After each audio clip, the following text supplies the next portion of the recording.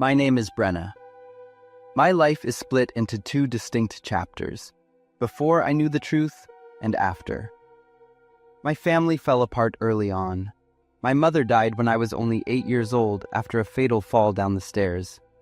After she passed, my father completely collapsed. At the funeral, he cried so hard he couldn't even stand. He kept repeating over and over that he wanted to die just to be with her. But for my sake, he pulled himself together. He became quieter and more withdrawn, but he still worked hard to provide the best life possible for me. Thanks to my mother's life insurance payout, we moved into a beautiful new house that was modern and clean. My father didn't sell the old house, though. He kept it exactly as it was and went back frequently to clean. He said he wanted to keep everything just the way it was when Mom was alive. My mother's ashes were buried under a massive oak tree in the backyard of that old house. Every time we went back, I would see my father standing silently for hours under the shade of that tree. Sometimes he would mumble to himself as if he were having a conversation with her. I would watch him from a distance, feeling a deep sense of guilt that I didn't quite understand. Today is finally my 18th birthday. It is a milestone I have been waiting for a very long time. I still remember my mother's final moments vividly. She lay in the ICU for 2 days in a deep coma. There was only one brief moment, when I was the only one in the room, that she suddenly opened her eyes. She gripped my hand tight and whispered weakly, "Vanity, drawer, secret." As soon as she finished the sentence, she left me forever. I did nothing but scream and cry. My father rushed in looking devastated and pulled me into his arms. After the funeral, while my father was busy handling the arrangements, I snuck into my parents' bedroom. I opened the drawer of the vanity and found a small, locked box. The key was hidden perfectly under an old notebook. Because my mother had said the word secret, I didn't tell anyone. I opened the box alone. Inside was a handwritten letter and an old voice recorder. At 8 years old, I wasn't mature enough to fully grasp everything, but what I read and heard was enough to drown my entire childhood in terror. I only opened it that one time, then I hid the box away very carefully. I chose to stay silent and continued living as if nothing had ever happened. People thought I became quiet because I lost my mother. In reality, I was carrying a secret far too heavy for a child. Today, now that I am 18, I took the box out again. My hands shook as I held the letter. This wasn't the innocent curiosity of an 8-year-old anymore. It was the suffocating weight and pressure of an adult. My mother wrote that my father was looking for a way to kill her. She wrote that if anything bad happened to her, I had to take this evidence to the police. I burst into tears and had to stop for a long time to regain my composure. Then, I pressed play on the recorder. My mother's panicked crying came through first, mixed with the sound of violent crashing and heavy rushing footsteps. Then my father's voice came on, cold and demanding. "Sign it. You said you loved me and the kid. Now prove it." My mother's pleading and his cold laughter were captured perfectly on the tape. He was forcing her to sign the life insurance papers. It was very likely that her accidental fall down the stairs wasn't an accident at all. It was a carefully staged murder to get the insurance money. In that moment, I wasn't afraid anymore. I just felt a sense of disgust and horror so strong I wanted to throw up. I had stayed silent for 10 years because I was only 8. If my father had been arrested then, I would have lost everything. No mother, no father, and a life in the foster care system. The fear of being abandoned made me bury the secret deep. I grew up in a home that looked normal on the outside, but was actually a prison built on lies. I still stood next to my father under that oak tree where my mother rests, watching him mourn his wife, never knowing what was actually going through his head. Every time we were there, a chill ran down my spine. But today, everything is different. I am sitting in the police station with the box sitting right in front of me. For the first time in 10 years, I feel truly free. The nightmare that haunted my childhood is finally coming to an end. My name is Hannah. I live with my dad in an old house in a quiet suburb. Everything started one afternoon when I took some things down to the basement storage. While I was rearranging some boxes to make room, I spotted a small wooden box hidden in the back. I realized it was the box I used as a little girl to keep all my random trinkets. I excitedly brought the box up to my room, wiped off the dust, and opened it. Inside were things I had cherished as a child, but the most special item was a blue notebook. As soon as I picked it up, I felt a wave of emotion. This was my first and only diary. I started writing in that diary as soon as I learned how to write. The first few pages were full of happy memories of me and my older brother Ethan, who was 4 years older than me. In my current memory, I only have a few blurry images of him with brown hair and a thin frame. But then, in the middle of those happy entries, dark shadows began to emerge. I had recorded the times my parents fought and the frequent visits from a man named Mark whenever my dad was away on business trips. Ethan and I both hated him, but Mom always smiled so brightly at him. The more I read, the harder it was to breathe because now, as an adult, I understood exactly what I had witnessed back then. I flipped the page and found an entry that was much longer than the others. April 20th, 2001. Dad isn't home today, and Mark came over again. This afternoon, Ethan told Mom that Mark pushed him really hard and that his chest hurt. My hands started to shake. I kept reading. Mark got angry right away. He yelled that Ethan was a liar. He said Ethan was always lurking outside Mom's bedroom door. Mark's eyes were wide and bulging until you could see the whites, and it made me want to cry. According to what I wrote, my mother lost control at that moment. Instead of worrying about her son, she interrogated him about lurking. Ethan didn't apologize. He looked her straight in the eyes and asked, "Why are you lying to Dad?" A slap or a violent outburst followed. Mom screamed at the top of her lungs. I just sat there crying while Ethan walked out alone. He wandered outside until late that night. That evening, the two of us curled up together in bed. Ethan whispered to me that he wasn't lying. He kept clutching his chest, gasping for air, and saying it hurt badly. He told me that while he was standing by the door, Mark had punched him in the chest with all his might and threatened that if he ever saw him there again, the pain would be much worse. I didn't understand back then. I just rubbed his chest to make the pain go away and promised to give him the bigger half of the souvenirs Dad would bring home. Eventually, I got sleepy and drifted off. The next morning, Ethan never woke up. He passed away right there next to me. Reading that made me burst into tears. My heart hammered in my chest, and I couldn't stop gasping for air. Now I finally understood what Ethan had seen, the monster he had to face, and the disgusting truth my mother was hiding. Ethan's death was diagnosed as internal organ damage that caused internal bleeding because he didn't get medical help in time. My mother told the police and my father that Ethan was a troublemaker who liked to climb and must have fallen earlier. She ignored his every cry for help and even scolded him just to cover up for her lover. The diary entry ended with my final goodbye to Ethan. After the funeral, I never wrote in a diary again. Not long after Ethan died, my parents got divorced. My dad took me away, and we cut off all contact with my mother from that point on. My life turned out okay because my dad had a good job and loved me more than anything. I didn't miss my mother, and I never asked about her. The person I always longed for was Ethan. It is terrifying to realize that I had witnessed the key details of a horrific crime. But I was too young then to understand or remember it all clearly. Ethan's death wasn't an accident. He suffered so much pain and betrayal before he died. I didn't tell my dad anything. I don't want him to relive the agony of those years. I keep the box with me. It is a source of pain, but it is also the only thing that brings back the happy memories of being with Ethan, the second man who ever loved me unconditionally. I live alone in a fourth-floor apartment of a 5-story building in Cleveland, Ohio. The building is old but well-maintained, and the neighbors mostly keep to themselves, so it is usually very quiet. Everything started to change one evening when I was coming home from work.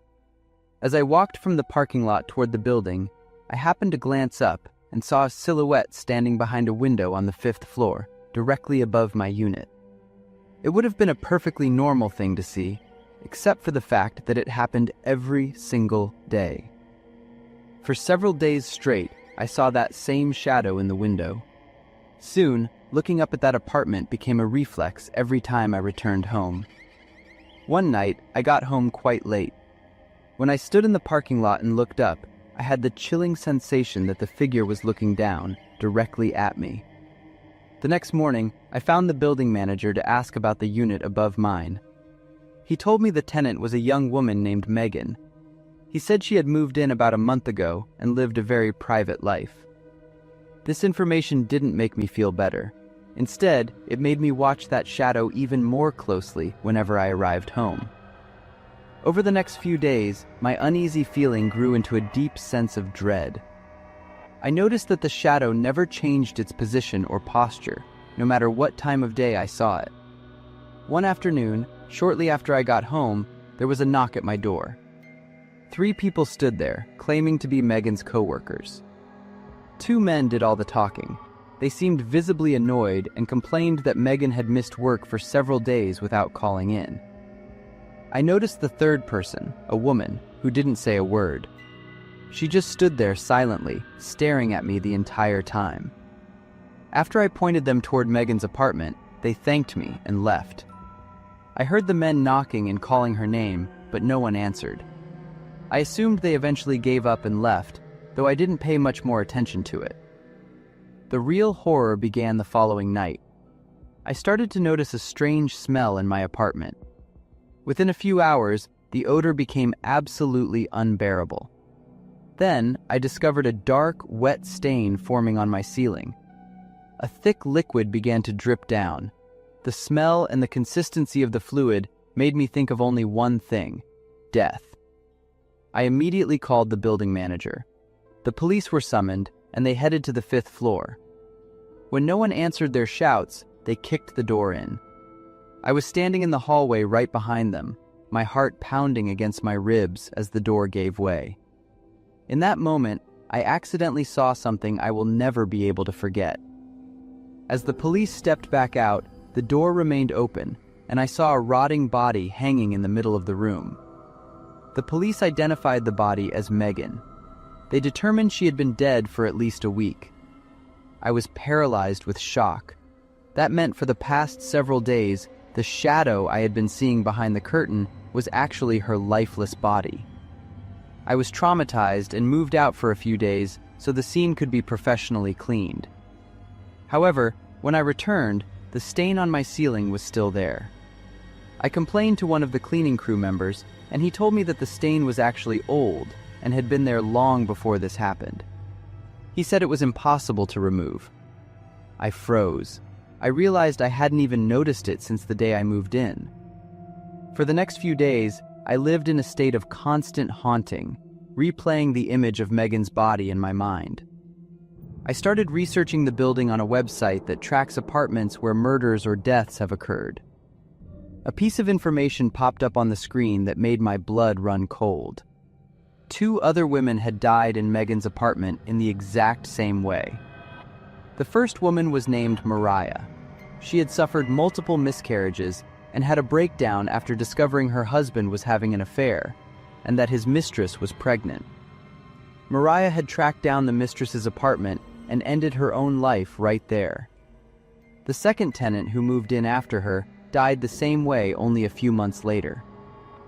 As I looked at the photo of Mariah on the website, my head began to spin. I recognized her instantly. She was the silent woman who had stood at my door with Megan's co-workers a few days prior.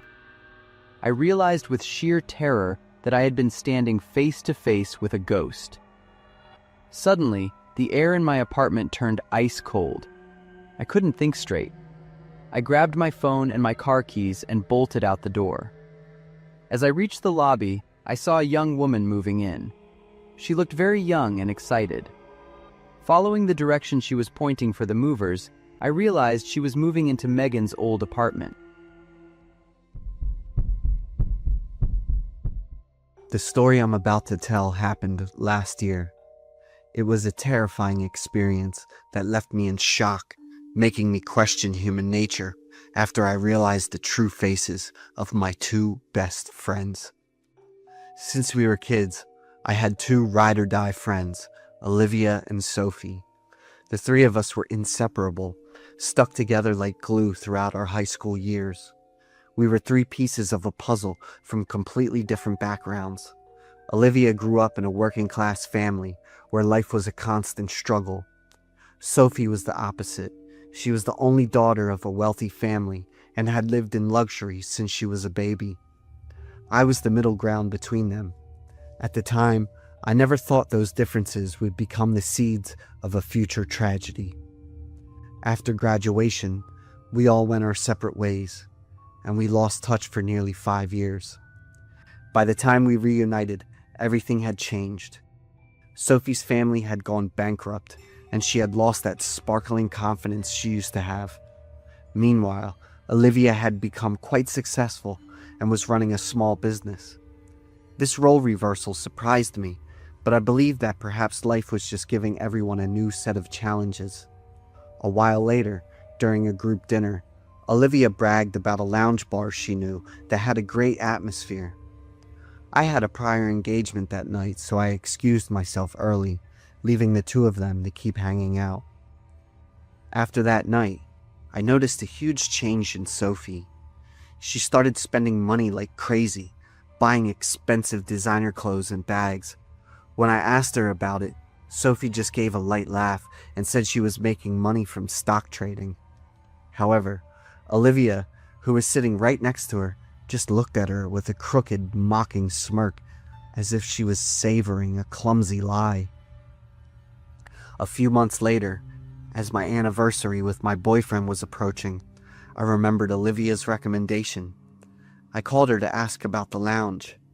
At first, Olivia said the place was very hard to get into and was almost fully booked. But a moment later she called back. She said that because she was a regular, she had managed to book a table for me. She asked me to Venmo her $100 for the deposit. When the date arrived, my boyfriend and I excitedly headed to the address. The bar was located in the basement of an old building. As soon as we walked in, we were stunned. It was a bikini bar, a place where the male servers wore nothing but swim trunks to serve the guests. I was so shocked I wanted to leave immediately. But since I didn't want to waste the $100 deposit, I told my boyfriend we should stay for just a bit, despite the extreme awkwardness. Suddenly, loud cheers erupted and the stage lights flashed on. My heart sank to my stomach when I saw the woman who just stepped onto the platform. It was Sophie. My best friend was twisting and dancing wildly on stage while drunk men competed to throw cash at her. Suddenly, a wasted customer lunged onto the platform, trying to grab Sophie. Security immediately tackled him, but in the scuffle, Sophie lost her footing and slammed hard onto the floor. The music never stopped. Just 3 seconds later, Sophie stood back up and kept dancing. A thin stream of blood ran down from her forehead, cutting through her eyebrow and mixing with the smeared mascara around her eyes before reaching the corner of her mouth. The smile on Sophie's face was frozen like a human skin mask. Her teeth were stained red with blood and her eyes were wide and soulless. The crowd around her only got more excited at the gruesome sight, cheering louder and throwing even more money.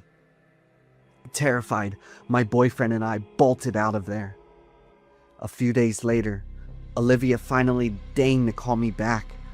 I screamed at her in frustration, demanding to know why she had tricked me into going to such a horrible place. In response to my anger, Olivia calmly revealed a truth so cruel it made my skin crawl. It turned out that since our school days, Olivia had always hated Sophie's wealth. When Olivia used to work at that very bar, the manager offered her a large sum of money if she could lure another girl to take over the stripping position. When she heard Sophie's family went bankrupt, Olivia immediately chose her friend as the prey. On the night I left dinner early, Olivia had taken Sophie to the bar. Blinded by how fast she could make money from tips, Sophie fell deep into the trap set by the manager. That place had a ruthless rule. You must continue the performance no matter what happens. If you stop, you get fined. If you resist, you get brutally beaten. I was speechless and horrified, but Olivia wasn't finished.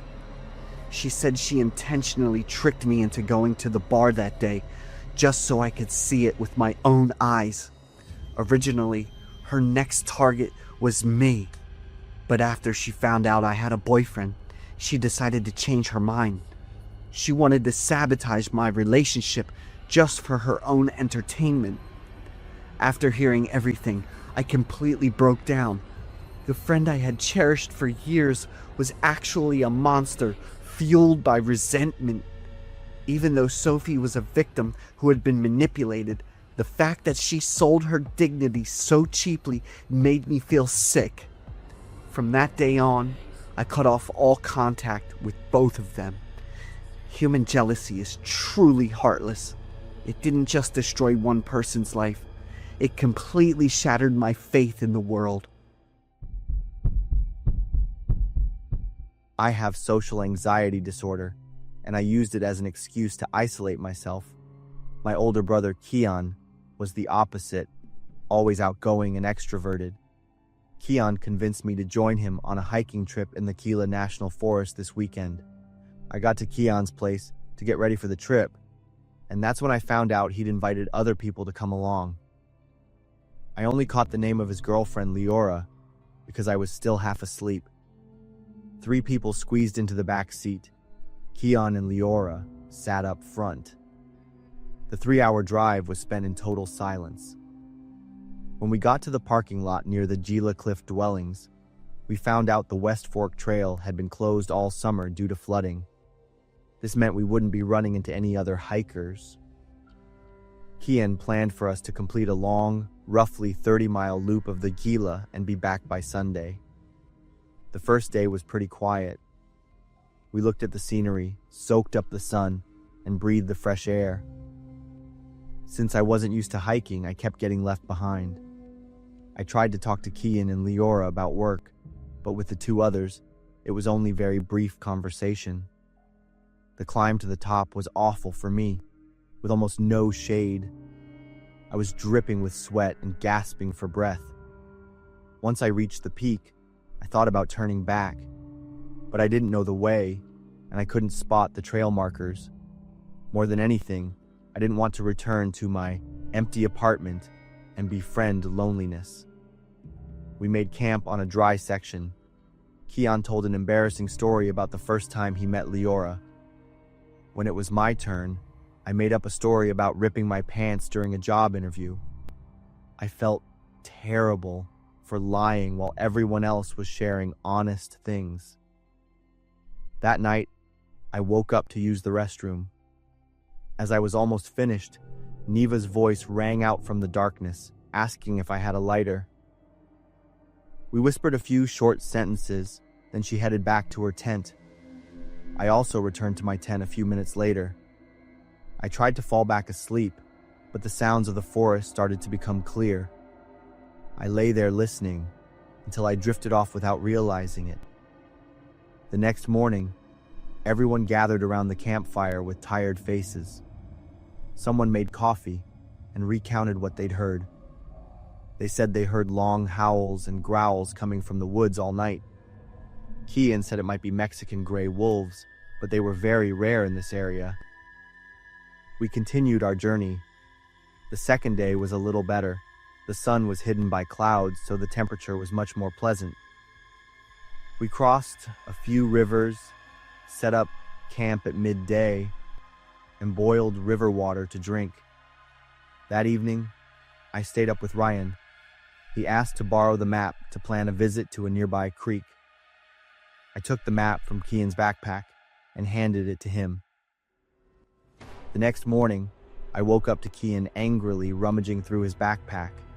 He couldn't find the map and started getting frustrated. I said I had given it to Ryan. Keon stared at me. Who is Ryan? Leora walked in and complained that we needed the map because the trails here weren't cleared. That's when it hit me. I had given the map to a random stranger in the woods.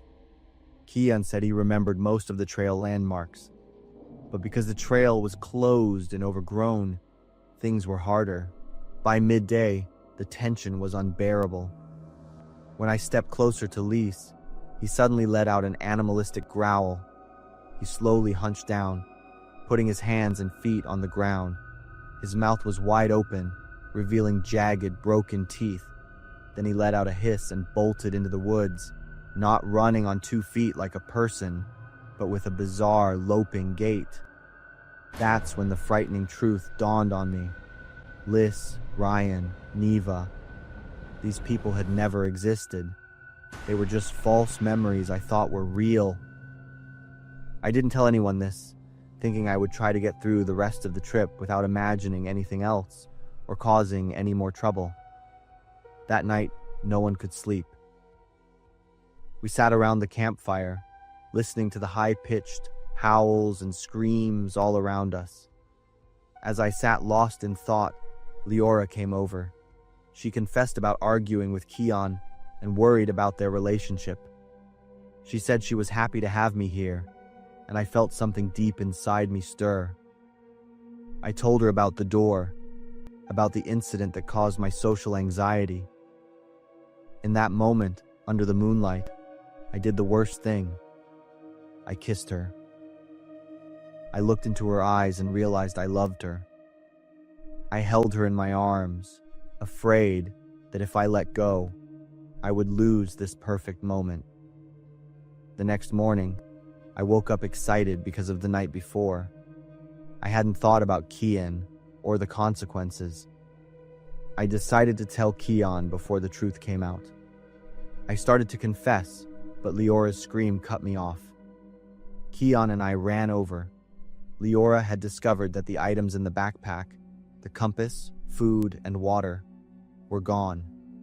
While Kian and Leora were both relieved and confused, I suddenly realized the Leora I kissed last night was not the real Leora. I had poured out my heart and given my love to something wearing a human disguise. I felt utterly disgusted and confused. We continued hiking, utterly exhausted.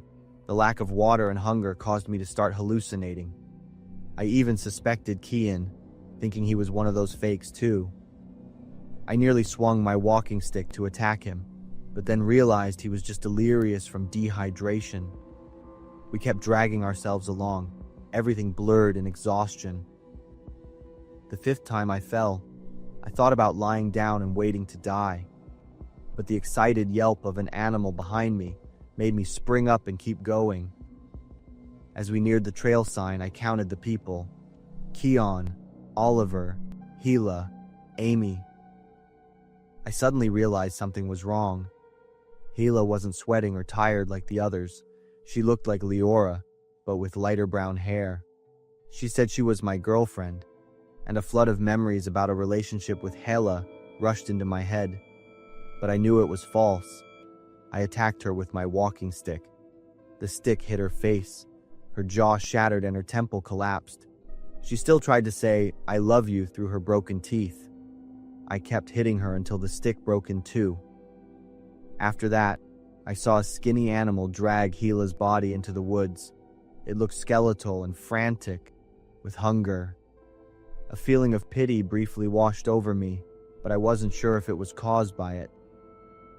We finally reached Route 15. Someone spotted us and put us into an ambulance.